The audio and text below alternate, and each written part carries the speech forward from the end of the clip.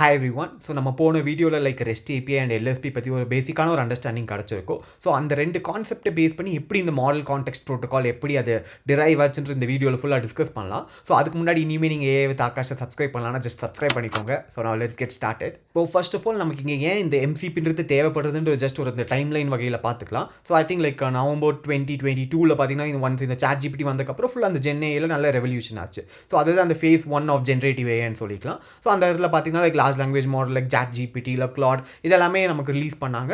So இதில் வந்து பார்த்தீங்கன்னா நீங்கள் என்ன ஒரு கொஸ்டின் கேட்டாலும் அதுக்கு ஏற்ற மாதிரி உங்களுக்கு ரெஸ்பான்ஸ் வரும். For example right me a poem அந்த மாதிரி எந்த ஒரு கொஸ்டின் கேட்டாலுமே லைக் இந்த மாடலை பொறுத்த வரைக்கும் வந்துடும். பட் இதில் பெரிய ட்ராபேக்காக பார்த்தீங்கன்னா லைக் இதனால் உங்களுக்கு வந்து அப் டு டேட் இன்ஃபர்மேஷன் இருக்காது, இல்லை வேறு ஏதாவது ஒரு ப்ரைவேட்டான டேட்டாக்கான இன்ஃபர்மேஷன் இருக்காது, லைக் இல்லை வேறு ஏதாவது ஒரு கம்பெனிஸோட சர்வீசஸை நீங்கள் யூஸ் பண்ணுறீங்கன்னா அதோட இன்டெகிரேஷன் எதுவுமே உங்களால் பண்ண முடியாது.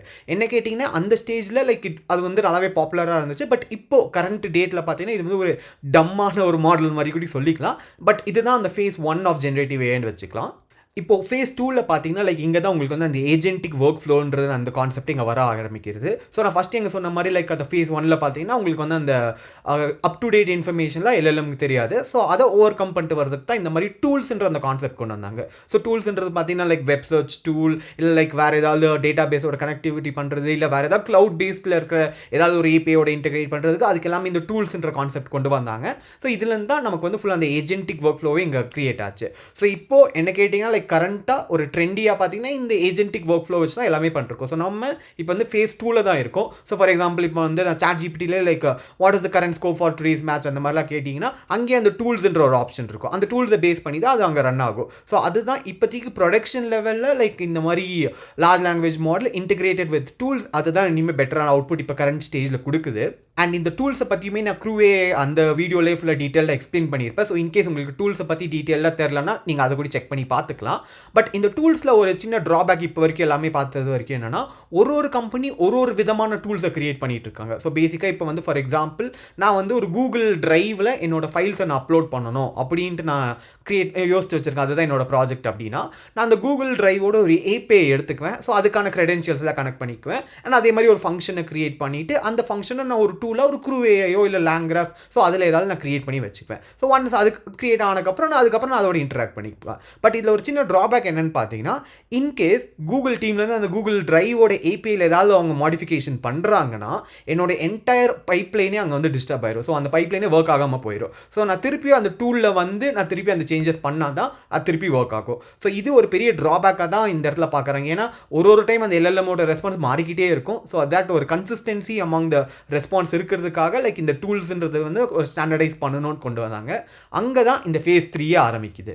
இப்போ இந்த ஃபேஸ் 3ல் தான் like large language model plus எம்சிபின்றது கொண்டு வராங்க. ஸோ இந்த எம்சிபி என்ன மேஜரானு பார்த்தீங்கன்னா இந்த ஒரு ஏஜென்டிக் ஒர்க் ஃப்ளோவில் இந்த மாதிரி டூல்ஸ்ன்னு இருக்கும். அந்த டூல்ஸுக்கான ஒரு ஸ்டாண்டர்டைஸ்டு வே தான் இந்த மாடல் கான்டெக்ஸ்ட் ப்ரோட்டோகால். ஸோ இது ஆக்சுவலாக பார்த்தீங்கன்னா லைக் ஆந்த்ரோபிக் அந்த டீம்லேருந்து அவங்க ரிலீஸ் பண்ணியிருந்தாங்க.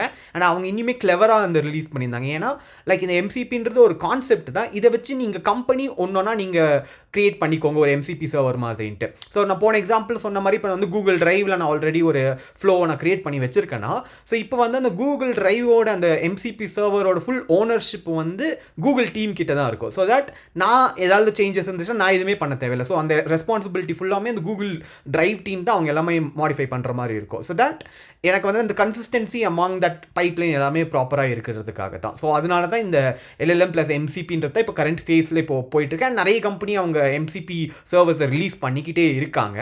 ஸோ இப்போ நம்ம போன வீடியோவில் பார்த்துருப்போம் லைக் அந்த ரெஸ்ட் ஏபிஐ அண்ட் எல்எஸ்பின்ட்டு. ஸோ இது ரெண்டுலுமே ஒரு காமனான ஃபேக்டர் பார்த்தீங்கன்னா ஒரு ஸ்டாண்டர்டைசேஷன் கொண்டு வந்திருந்தாங்க. அந்த கான்செப்டை பேஸ் பண்ணி தான் இப்போ எம்சிபியும் இந்த ஸ்டாண்டர்டைசேஷன் அமாங் இந்த டூல்ஸ். ஸோ இதுக்காக தான் இந்த எம்சிபின்றது கிரியேட் பண்ணாங்க.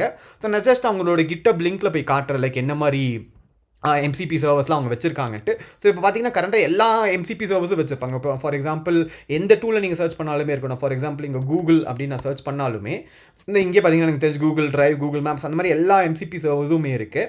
ஸோ அதே மாதிரி இப்போ யூடியூப் அந்த மாதிரி என்ன ஒரு சர்ச் பண்ணாலுமே எல்லாத்தோட MCP சர்வர்ஸும் அவங்க இப்போ கிரியேட் பண்ணியிருக்காங்க. ஸோ இது வந்து ஒரு கம்பெனி பெர்ஸ்பெக்டிவ்லேருந்து யோசிச்சு பார்த்தீங்கன்னா, அவங்களுக்குமே இந்த மாதிரி MCP சர்வர்ஸ் கிரியேட் பண்ணுற அந்த கட்டாயத்துக்கு வந்துட்டாங்க. பிகாஸ் எல்லாருமே இப்போ AI அப்ளிகேஷன்ஸ் எல்லாமே ஈஸியாக இன்டெகிரேட் பண்ணும்போது, இந்த மாதிரி MCP சர்வர்ஸ் இருக்கும்போது அவங்களுக்கும் அது ஒரு ஆடட் பெனிஃபிட்டாக தான் இருக்கும்.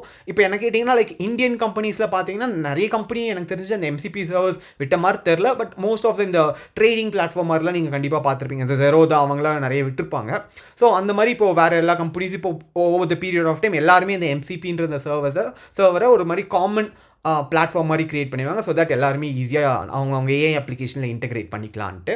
ஸோ இப்போ அடுத்த வீடியோவில் நம்ம எப்படி நம்மளோட டே டு டே லைஃப்பில் ஒரு MCP சர்வர்ஸை நம்ம எப்படி யூஸ் பண்ணலான்றதை பார்ப்போம். ஸோ அதுக்கு முன்னாடி இதில் ஏதாவது ஒரு டவுட் இல்லை ஏதாவது கிளாரிஃபிகேஷன் தேவைன்னா just let me know in the comments and thanks for வாட்சிங்.